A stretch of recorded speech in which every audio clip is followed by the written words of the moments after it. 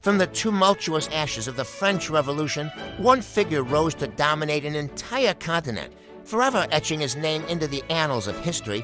This is the story of Napoleon Bonaparte. A man of staggering ambition, military genius, and profound contradiction. His legacy is a complex tapestry of conquest and reform, glory and tragedy, a tale that begins not on the grand battlefields of Europe, but on the rugged island of Corsica. Born in 1769 into a family of minor nobility, Napoleon de Bonaparte, as he was christened, was a fiercely proud and often solitary child. Sent to military school in France at the age of 9, he was an outsider, teased for his Corsican accent and humble origins. But within this young boy burned an insatiable hunger for knowledge and power. He devoured books on history, strategy, and law, his mind a fortress of ambition being built day by day. The French Revolution provided the perfect crucible for his talents. As chaos consumed France, the old order crumbled, creating a power vacuum that a man of his skill and ruthlessness could exploit. He distinguished himself at the Siege of Toulon, demonstrating a brilliant grasp of artillery, and his star began its rapid ascent. By 1798, General Bonaparte was the talk of Paris. To extend French influence and strike a blow at British trade routes, he proposed a daring and exotic venture, the invasion of Egypt. The campaign was a spectacle of ambition. Alongside his soldiers, he brought a legion of scientists, engineers, and scholars to study the ancient land.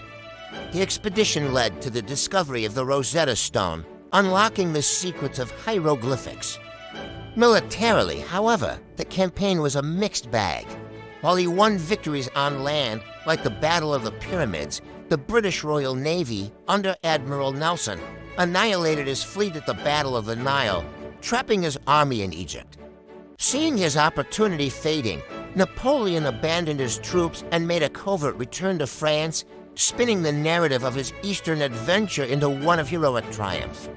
A masterstroke of propaganda that masked the strategic failure. Back in Paris, he found a government in disarray. In the coup of 18 Brumaire, he seized power, becoming first consul of France, with the nation finally under his control. Napoleon embarked on his most enduring legacy, not one of conquest, but of order. He set about restructuring French society with incredible energy. He centralized the government, reformed the banking system by creating the Bank of France, and overhauled the education system. His crowning achievement was the Napoleonic Code. This civil code swept away the confusing and contradictory feudal laws of the past, establishing a clear, unified legal framework for the entire nation. It guaranteed principles like legal equality, property rights, and religious toleration, while it also rolled back some rights for women. Its influence was immense, forming the basis of legal systems across Europe and the world, many of which still bear its imprint today. In 1804, Napoleon crowned himself Emperor of the French. His ambition now turned to military dominion over Europe. This led to the War of the Third Coalition and the stage for his masterpiece, the Battle of Austerlitz in 1805.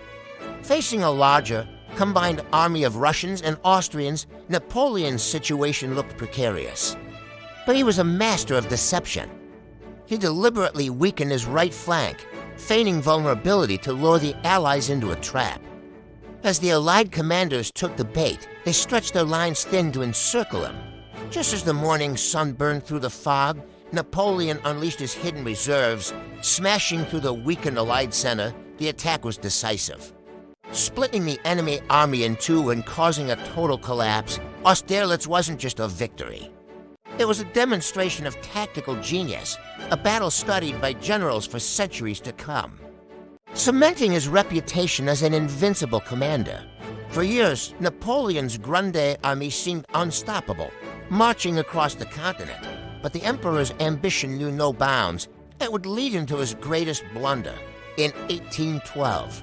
Angered by Russia's withdrawal from his continental blockade against Britain, Napoleon assembled the largest European army ever seen, over 600,000 men, and invaded Russia.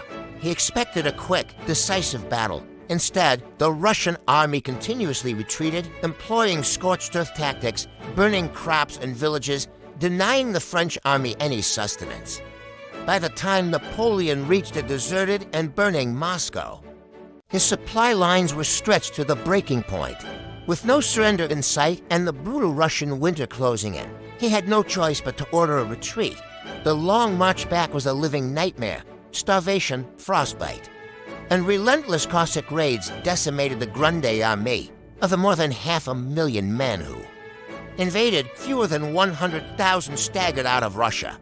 The myth of Napoleon's invincibility was shattered. The disastrous Russian campaign emboldened Napoleon's enemies, a new and powerful coalition of nations including Russia, Prussia, Austria. And Sweden rose against him. The decisive confrontation came in 1813 at the Battle of Leipzig, also known as the Battle of the Nations. It was the largest battle in European history before World War I, a brutal 3-day slugfest involving over 500,000 soldiers, outnumbered and with his army composed largely of raw, inexperienced conscripts.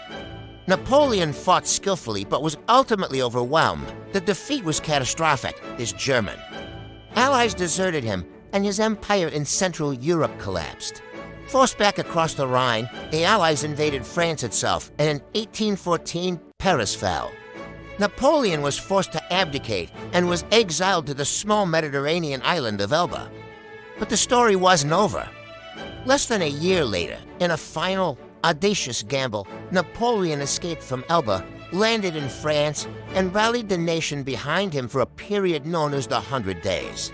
Europe once again mobilized against him, culminating in the fateful Battle of Waterloo.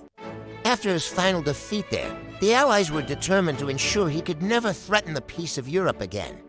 This time, there would be no comfortable island kingdom. He was exiled to St. Helena, a remote, windswept volcanic rock in the middle of the South Atlantic, thousands of miles from anywhere. Here, under constant British guard, the man who had once ruled an empire spent his final 6 years.